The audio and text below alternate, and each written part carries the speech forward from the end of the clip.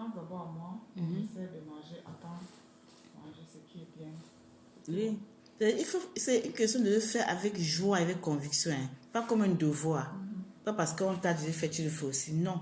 C'est la conviction que je suis au centre d'abord.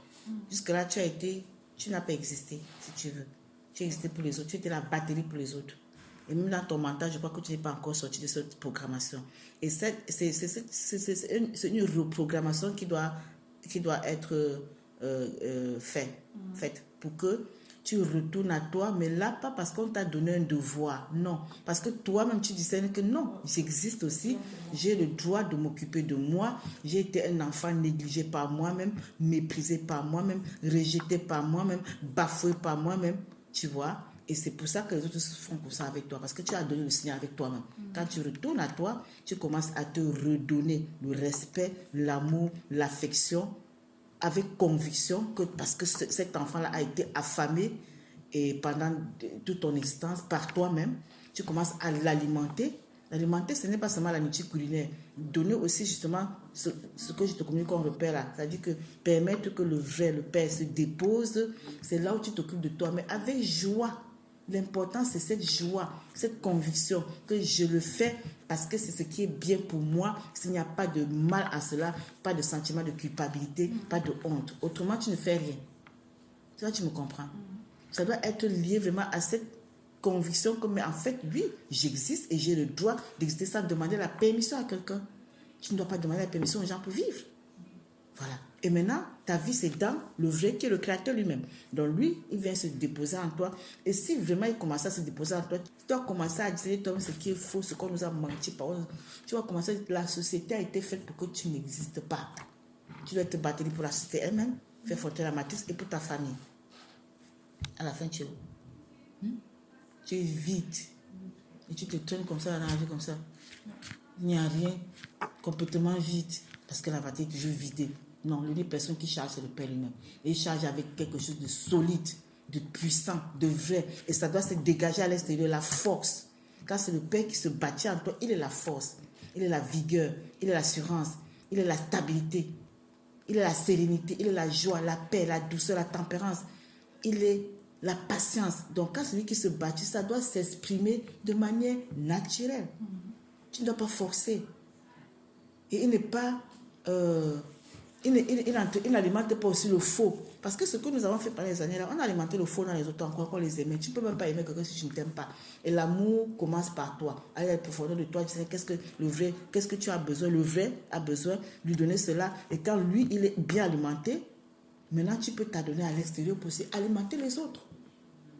Parce que ce que tu as fait là, c'est zéro, nul. C'est pas que toi, moi, même chose que beaucoup sont encore dedans. Le Père vient te sortir de là.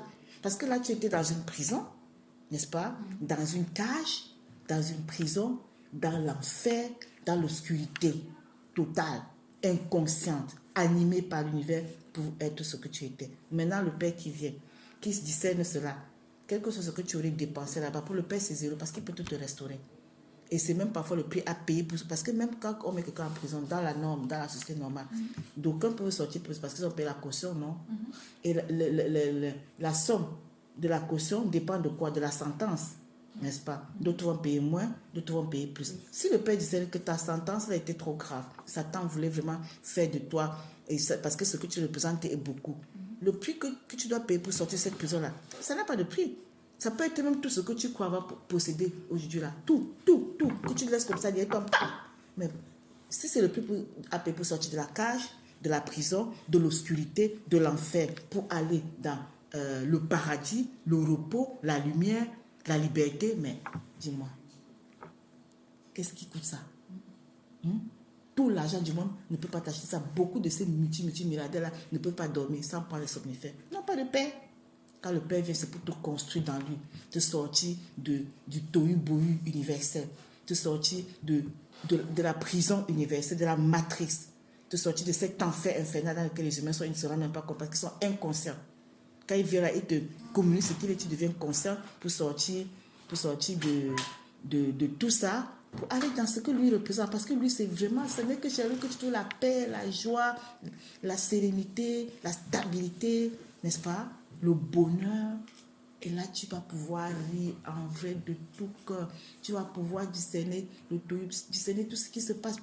Personne ne peut plus te tromper, ni te manipuler, ni te faire de toi sa proie. Personne, nulle part. Parce que tu vas discerner très vite les intentions de l'autre, de celui qui t'approche. Et tu sauras comment le canaliser. Le Père te donnera comment le canaliser, sans pour autant ni le blesser, ni te livrer. Tu vois, non? C'est ça la force. Il t'amène là. Dispose-toi. Va à lui tout le temps. Demande-lui qu'il te restaure. Le Père, la prière, ce n'est pas que tu penses aux démons qui t'ont fatigué et puis tu commences à dire qu'ils doivent... Non. Laisse-les là-bas. Ils ont fait ce qu'ils devaient faire. C'était aussi... Ça faisait partie de ton destin. Il fallait ça. Maintenant, pour sortir, tu demandes au Père qu'il te restaure. Qu'il restaure ton cerveau, ta mémoire, ton être, ton corps, toute ta force. Il restaure. Tu demandes la restauration. Ne t'occupe plus de ceux qui ont provoqué ça. C'est le Père qui anime tout. Tu demandes seulement qu'il te restaure. Et quand tu es plutôt dans cette conscience, dans cet état d'esprit de ne pas lutter avec la haine ou quoi contre les autres, de demander seulement que moi voici, voilà, je veux seulement que toi tu te bâtisses, tu me restaures. Le Père, il est présent. Il le fait. Oublie ta belle-sœur, elle n'existe pas. Mais toi, tu dois exister. Pour le moment, toi, tu n'existes pas. Tu dois exister dans le vrai. Et ensuite, dans le vrai, là, tu disparais, mais c'est le vrai seulement qui existe. Et le vrai est la puissance. Mais là, tu n'existes pas dans le faux, même sowieso. Et puis, le faux fait de toi ce qu'il veut. Et puis, il n'est jamais bien. Il n'est jamais bien là pour ta liberté. No way. C'est ça, la clé. Et il faut le faire avec force, avec conviction pour toi-même. Pas parce qu'on t'a donné un devoir que tu dois aussi faire comme ça. C'est que tu n'y arriveras pas. Tu n'y arriveras pas. Si tu as passé ta vie toute ton instant dans une prison et maintenant l'unique qui peut se présenter te se présente, je peux te sortir cette prison, mais dispose-toi, c'est tout. Tu sors de là. On n'a rien perdu.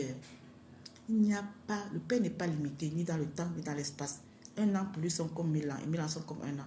Et on s'est écrit qu'il restaure même les années que la terre a rongé. La terre, c'est tout ce que l'univers fait avec nous là, il te vampirise comme il faut là. Mais quand tu reviens à lui, il te restaure. Regarde Job. C'est tout. On n'a plus le temps pour se lamenter de ce qu'on a perdu. On n'a plus le temps pour se lamenter de ce qui a fait de nous. On n'a plus ce temps. La force, elle vient de l'esprit. Elle ne vient pas du corps. Le corps n'est que l'expression de cette force qui vient de l'esprit. Va te balader, même s'il fait froid, habille-toi bien, va te balader dans la forêt, là où il n'y a pas les gens, là où tout le monde, là où il y a la verdure, là où il n'y a que les arbres, la nature.